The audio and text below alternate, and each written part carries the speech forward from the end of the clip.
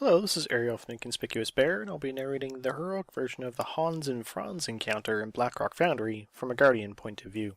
Hans and Franz is an encounter that features a lot of movement and one unbelievably frustrating mechanic, at least until 6.1.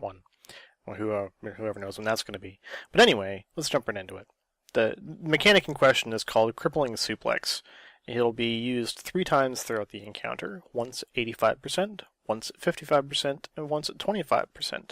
The order in which they are used will be Franz, and then Hans, and then Franz again. That means the Franz tank will get picked up, and then the Hans tank will get picked up, and then the Franz tank will get picked up again. Now, what that means, or let me describe Crippling Suplex for a second. So what the boss will do is give 5.5 seconds, give or take, before the suplex actually happens, i.e. the damage event actually happens. The boss in question will pick up whoever is tanking them and do nothing. Like they'll just kind of pick them up and wander around. And then once that time has elapsed, the boss will basically dunk. Like the boss that picked up the tank is going to dunk that tank onto the other tank for a whole bunch of damage. Now, it's worth noting that the Dungeon Journal currently says at pre-6.1 that it'll do 100% of your HP in damage. This is wrong, and the reason this is wrong is because some tanks, notably Guardians, don't actually have a cooldown that's reasonably usable for the Crippling Suplex, so we would pretty much just die every time, which is really stupid. So they had to nerf it a lot. They originally actually posted numbers in the area of 1.1 million before armor for the suplex, which is an insane amount of damage, and nobody will live through that. Certainly not Guardians, and then there was much wailing and gnashing of teeth, and then it was subsequently nerfed to a more reasonable level. Now, it's important to remember that Crippling Suplex is also increased by their second mechanic, Pumped Up. And they basically have a rage bar which fills inversely to how much health they have left. So the safe way, at least until 6.1, to deal with this mechanic is to make sure you have Pulverize up and Pulverize and Barkskin up prior to being picked up. So you gotta time that according to their health pool, and then have someone put an external on you if you're the one getting picked up. If you're the one not getting picked up, the easy way to do it is just survival and do the same things.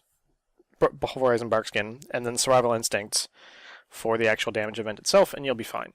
But since you can't actually use SI if you're the person getting picked up, someone else has to use an external on you. Life Cocoon and Pain Sup are 2 extremely good ones, but anything else will work. Might need to stack something like Sack and Ironbark. GS will obviously work, but it's an unbelievably frustrating thing, and I cannot wait until 6.1, and then it's gone. As for talents, you'll take the standard 5 Feline Swiftness, Scenario Ward, Soul of Force, Dream of Scenarios, and Pulverize, because there's nothing to charge, and because there is so much just constant movement, Feline Swiftness is really good. There's a actual pattern to the Stampers, which you should probably take some time to learn. There's a number of different places you can find on the internet. So take some time to learn the different patterns of the Stampers. Basically, the key is no one place will be stamped twice in a row, so make sure that you get to a safe spot after each stamp. A stamp won't kill you, but a stamp combination, say like a stamp and a melee, might kill you if you're at low amounts, if the bosses are at low amounts of health. So just be aware of that. Other than that, Stamp Roar Glyph is really good. SI Glyph is worthless, basically, because until 6.1, once you get to 6.1, they'll actually be pretty decent.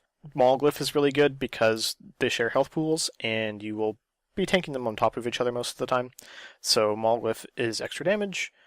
Other than that, there isn't really anything special you need to do. Don't be surprised if you die. The first time we went through this encounter, we one-shot it, and I died twice, and I had no idea what was going on. So don't be surprised if you die and still kill it. Good luck in Blackrock Foundry. Hope you enjoyed this video.